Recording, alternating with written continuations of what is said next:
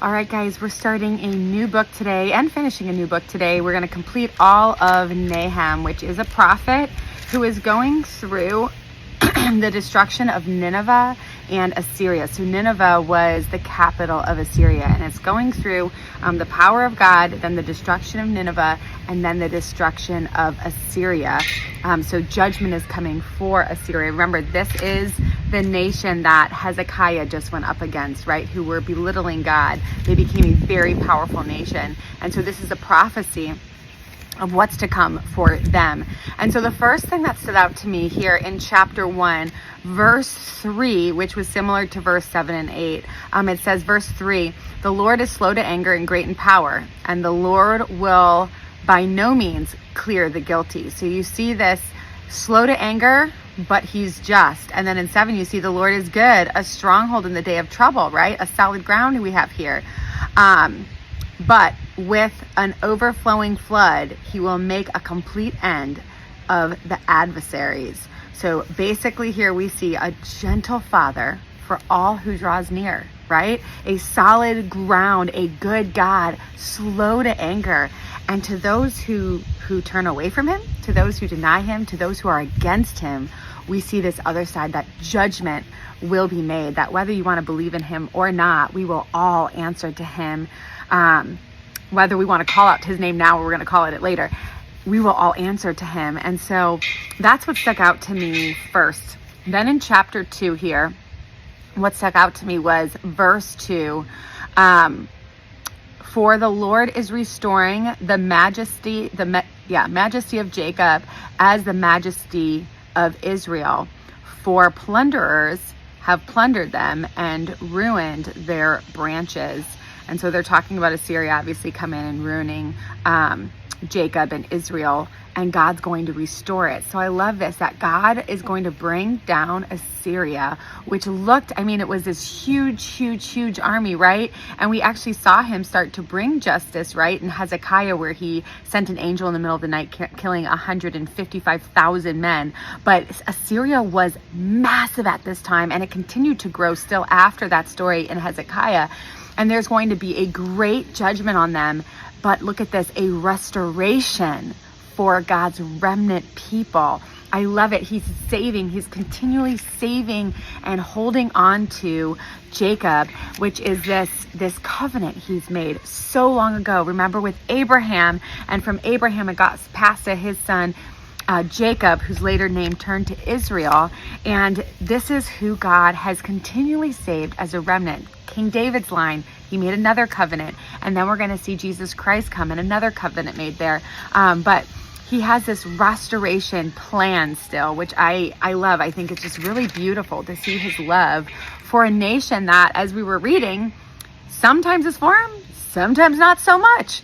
But he saves this remnant. Isn't that beautiful? Like, what a love. Like, no human can love like God loves. It's just such a unique love. It's beautiful. Okay, and then verse 13 was the other thing that stood out to me, because I find this absolutely terrifying. It says, "Behold, I am against you, declares the Lord of hosts, and I will burn your chariots in smoke, and the sword shall devour your young lions. I will cut off your prey from the earth, and the voice of your messengers will no longer be heard." Can you even imagine that? No matter how big, how powerful a nation can be, nothing can come up against God. And I thought of, when reading this, of like Russia. I know there's a lot of stuff going on with Russia right now, and China, all of these things with imports with China, like these great giant nations. And even our own country, we live in a very, very powerful nation.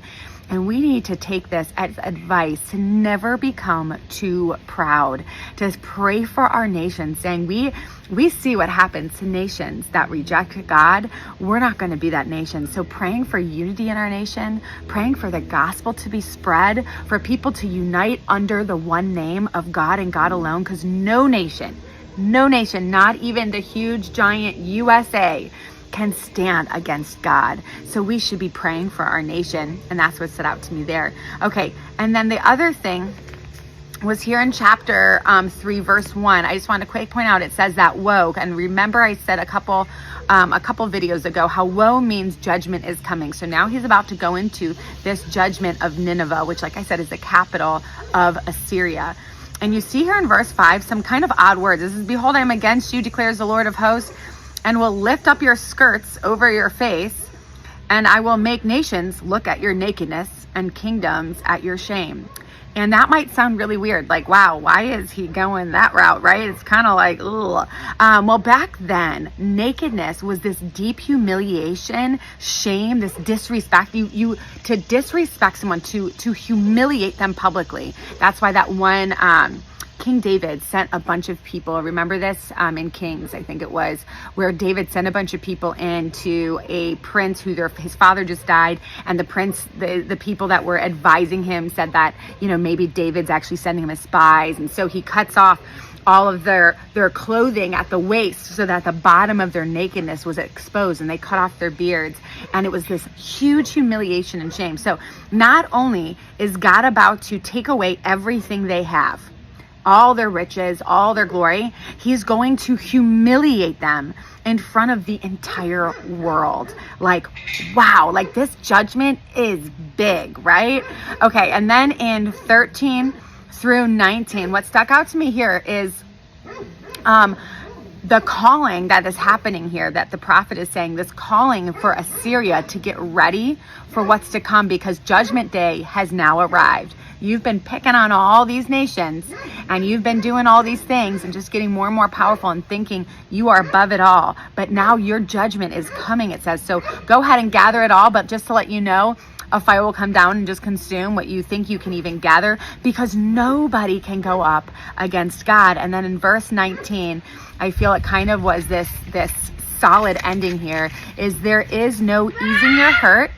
Your wound is grievous. Hey, Gabe, can you not do that right now? Sorry. I have a lot of boys, as you can tell, and a dog. So there's all the noise in my house. There is no easing your hurt, no wounds, and no wound is grievous. All who hear the news about you clap their hands over you, for upon whom has not come your unceasing evil. I love this ending of this book of the judgment, that not only is everything going to be taken from them, not only are they going to be humiliated, but all the world, all the nations are going to clap for their destruction. When they are in their greatest pain, they will have nobody coming to their aid, nobody to shoulder to cry on. Everyone will be joyous for what they're experiencing. That's how bad they were. That's how evil they were to all these nations. And so this is the book of Nahum. And my final quote, my final words in that section for my son was just about like sowing good seed. Like, keep your heart from evil. Don't get caught up in the folly of the world, because you yourself will face judgment day. You will answer for your own sin, and everyone will be judged, and everyone will have to answer for their actions. So to just make sure you're keeping yourself where you need to be, on the straight and narrow, right? Okay, and we'll see you guys tomorrow.